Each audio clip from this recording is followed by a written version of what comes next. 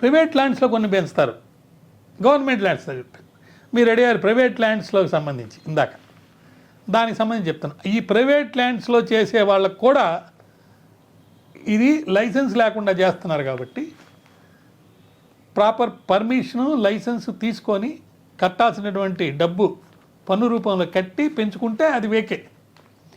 తర్వాత అది ఒకవేళ మనకు తెలియకుండా అది పెరిగిన ఒక ఏజ్ వచ్చిన తర్వాత మనం ఇంటిమేట్ చేయాలి కన్సర్న్ అథారిటీకి, ఇట్లా మా దగ్గర మా ప్రైవేట్ ల్యాండ్లో ఇట్లా విదిగిందని. అది చేయలేదనుకో మరి అప్పుడు కూడా వాళ్ళ మీద చర్యలు ఉంటాయన్నమాట. దీనికి సంబంధించి అనేకమైనటువంటి చట్టాలు తయారవుతూ ఉన్నాయి. అంటే స్మగ్లింగ్ చేయడానికి కానీ, స్మగ్లింగ్ యాక్టివిటీ కానీ ఈ జరగకుండా ఉండడానికి డ్రాస్టిక్ రిడక్షన్ అనేది వచ్చింది ఈ మధ్య, ఇట్లాంటి చట్టాలు వచ్చినందువల్ల. కానీ కామన్ రూల్స్ అనేవి లేవు. అంటే దేశంలో ఉన్న అన్ని ప్రాంతాలకు కలిపి సెంట్రల్ గవర్నమెంట్ ఒక ప్రత్యేకమైనటువంటి చట్టము కాంప్రిహెన్సివ్గా ఇంకా తయారు కాలేదు. దానికి సంబంధించి అనేక నమూనాలు తయారు చేశారు. శాండిల్వుడ్ అంటే ఏంటి అనే దానికి, రెడ్ శాండర్స్ అంటే ఏంటి అనే దానికి, ఎవరు ఆథరైజ్డ్ ఆఫీసరు, ఎవరు హోల్సేల్ డీలరు, వీటికి సంబంధించిన కూడా డెఫినేషన్ల మీద కూడా చాలా చర్చలు జరుగుతున్నాయి. ఆ చర్చలు జరిగి ల్యాండ్ హోల్డర్స్కి ఫుల్ వాల్యూ ఆఫ్ అమౌంట్ కట్టి, అంటే పర్మిషన్ తీసుకొని కనుక చేస్తే బిజినెస్ కూడా గవర్నమెంటే చేయాలి, అంతేగాని వాళ్ళు ప్రైవేట్గా చేసేదానికి లేకుండా, ఇట్లా కూడా ఒక ప్రపోజల్ ఉందన్నమాట. తర్వాత ఎక్స్ట్రాక్షన్కి కానీ, కన్వర్షన్కి కానీ, ట్రాన్సిట్కి కానీ, పొజిషన్కి కానీ, ట్రేడ్కి సంబంధించి కానీ, ఈ బోత్ శాండిల్వుడ్, రెడ్ శాండర్స్ ఈ ఫుల్ బ్యాన్ పెట్టేశారు. ఆ బ్యాన్ పెట్టినప్పుడు పెంచకూడదు కాబట్టి, ఇవన్నీ చేయకూడదు కాబట్టి, ఆ బ్యాన్లో ఉండంగా చేసేదానికి మళ్ళీ పర్మిషన్ అప్టైన్ చేయాలి. సో ఆ పర్మిషన్ అప్టైన్ చేయకుండా చేసినప్పుడు ఖచ్చితంగా గవర్నమెంట్ ఈ కేసులన్నీ పెడుతుంటాయి. తర్వాత ఈ సేల్ కూడా హోల్సేల్ డీలర్స్ ఉంటారు కొంతమంది, వాళ్ళ ద్వారా జరపాలనేది గవర్నమెంట్ యొక్క థాట్. ఎవడంటే వాడు ఎక్కడంటే అక్కడ అమ్మకుండా హోల్సేల్ డీలర్స్ ద్వారానే అమ్ముతూ దాని ద్వారా కనుక వెళ్తే ఒక ప్రాపర్ అకౌంటింగ్ అనేది వస్తుంది. అది కూడా చేయాలనేది ఒక ప్రయత్నం అనేది జరుగుతుందన్నమాట.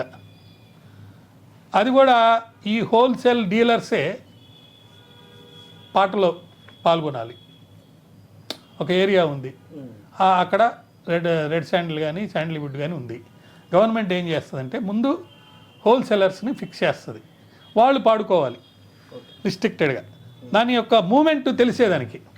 ఎవరంటే వాడు వచ్చి పాడాడు అనుకో, వాడు హోల్సేలర్ కాదు, వాడు ఎందుకు పాడాడు, వాడు ఇప్పుడు మనకు కొన్ని గన్నుల గురించి తెలుసు, రెడ్ లైన్ అందరినీ వాళ్ళందరినీ అరెస్ట్ చేయటం. అక్కడ ఏం చేశారు, ఒక పర్టికులర్ పాట పాడతారు ఒక గన్లో అని, లైసెన్స్ ఆ గనికి ఉంటుంది, వీళ్ళు తవ్వి తీసేది ఇంకోది ఇక్కడ. అర్థమైందా? వేరే గన్నులు తవ్వుతారు, తవ్వి అక్కడి నుంచి తీస్తారు. నేను పేర్లు చెప్పను వాళ్ళందరికీ. వాళ్ళు జైల్లో పెడితే ₹1,00,00,000, లక్షల కోట్లు, లేకపోతే 100 కోట్లు లంచం ఇచ్చి బెయిల్ తీసుకురావడానికి ట్రై చేశారని ఇవన్నీ. సో ఎవరు పాడుకుంటారనే దానికి కూడా రిస్ట్రిక్షన్ పెట్టి దాని ద్వారా దీని మూమెంట్ ఎలా జరుగుతుంది, ఎక్కడ జరుగుతుంది అనేది తెలుసుకునేదానికి.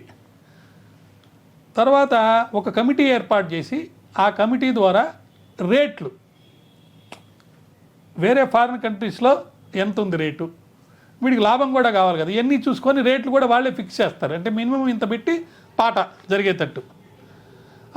దానివల్ల ఏమవుద్ది, ఎవరు పాడుతున్నారో తెలుస్తుంది. అట్లే మ్యానుఫ్యాక్చరర్స్ వాళ్ళు కూడా రిజిస్టర్ చేసుకున్న వాళ్ళే మ్యానుఫ్యాక్చర్ చేయాలి. ఎవడంటే వాడు మ్యానుఫ్యాక్చర్ చేయడానికిలే. ఇప్పుడు వితౌట్ పర్మిషన్ మ్యానుఫ్యాక్చర్ చేస్తే వాడికి మళ్ళీ వాడిని అరెస్ట్ చేయడానికి ఇవన్నీ పెట్టారన్నమాట చాలా. ఇక రీటైల్ సేల్స్ అనేది ఈ శాండిల్వుడ్కి సంబంధించి, రెడ్ శాండర్కి సంబంధించి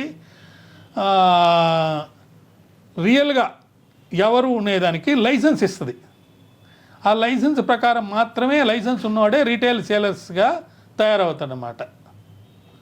తర్వాత కొన్ని సందర్భాల్లో ప్రైవేట్ ల్యాండ్స్లో పర్మిషన్ లేకుండా పాడుతున్నారు, లేదా గవర్నమెంట్ ల్యాండ్స్ నుంచి స్మగుల్ చేసి తీసుకుపోతున్నారు. వెంటనే కన్సర్న్ అథారిటీస్ వచ్చి దాన్ని కన్ఫిస్కేట్ చేసేస్తారు. కన్ఫిస్కేట్ చేసిన తర్వాత దాన్ని మాది అని క్లెయిమ్ చేయడానికి ఎవరు వెళ్ళరు. ఎందుకని? గవర్నమెంట్ ల్యాండ్స్లో దొరికిందేమో వీళ్ళు ఓనర్లు కాదు, సో దొంగలు కాబట్టి. మాది అని వెళ్ళారంటే నీకు ఎక్కడి నుంచి వచ్చింది దొంగతనం పట్టుకుంటారు. కాబట్టి కన్ఫిస్కేట్ చేసింది మళ్ళీ అమ్ముతారు. అమ్మిన దాని వచ్చిన డబ్బును మళ్ళీ గవర్నమెంట్కి ఎక్స్చేస్కి పోద్ది. ఇది అంతా ప్రాసెస్. ఇవన్నీ చెప్పుకోవడానికి బాగానే ఉంటాయి, కానీ వాస్తవంలోకి వెళ్ళి కనుక చూస్తే ఈ యొక్క స్మగ్లింగ్ జరుగుతూనే ఉంటుంది.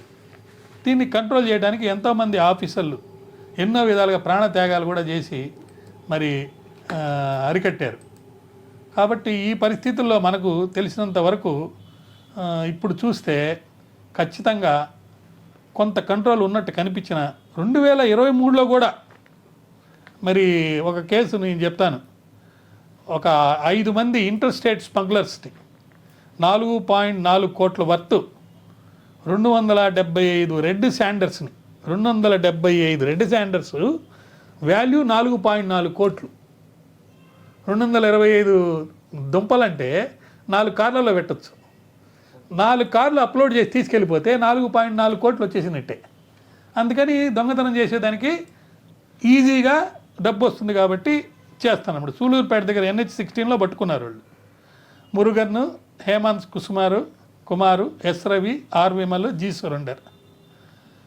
సో వీళ్ళని పట్టుకొని అవన్నీ చూస్తే 5,388 కేజీలు ఉన్నాయంట. తర్వాత 2 4-వీలర్స్ 18 లక్షలు చేసేవి, 6 సెల్ ఫోన్స్. అంటే 4 4-వీలర్స్ అంటే 2 4-వీలర్స్ అంటే 2 కార్లలో తీసుకుపోయిన వర్త్ ఇంత. అర్థమైందా? అసలు దీనికి మాస్టర్ మైండ్ ఎవరు, వీటిలో అకంప్లీసెస్ ఎవరు, వీళ్ళందరినీ పట్టుకోవడానికి ట్రయల్ చేస్తే మురుగన్ అనే అతని మీద 17 కేసులు ఉన్నాయంట. హేమంత్ కుమార్ మీద 3 కేసులు ఉన్నాయంట. ఈ మురుగన్ మీద ప్రివెంటివ్ డిటెన్షన్ యాక్ట్ కూడా పెట్టినారంట. వీళ్ళు ఇతర రాష్ట్రాల్లో కూడా కేసులు చేశారంట. అంటే 2023లో జరిగిన కేసు సంగతి చెప్తున్నా. అంటే ఇంకా నేరాలు ఘోరాలు జరుగుతూనే ఉన్నాయి. ఇలా జరుగుతున్నాయి కాబట్టే వీటికి సంబంధించి కుతూహలం ఎక్కువ. ఏం జరుగుతున్నాయి, ఎట్లా పట్టుకుంటున్నారు, అసలు ఏంటని. ఆ పక్క చిత్తూరు యాసలో మెయిన్ చిత్తూరు యాసలో భాష పెట్టి దొంగతనం చేసే దాంట్లో హీరోయిజం ఉంది అన్నట్టుగా చూపించిన చిత్రాలు మరి సక్సెస్ అవుతున్నాయి. అది విచారకరం, బాధాకరం. హీరో అంటే ఒక విధంగా మంచి చేసేవాడిగా ఉండాలి, చట్టాన్ని ఉల్లంఘించేవాడిగా ఉండకూడదు. చట్టమే ఇబ్బంది పెడుతుంటే చట్టాన్ని ఉల్లంఘించవచ్చు.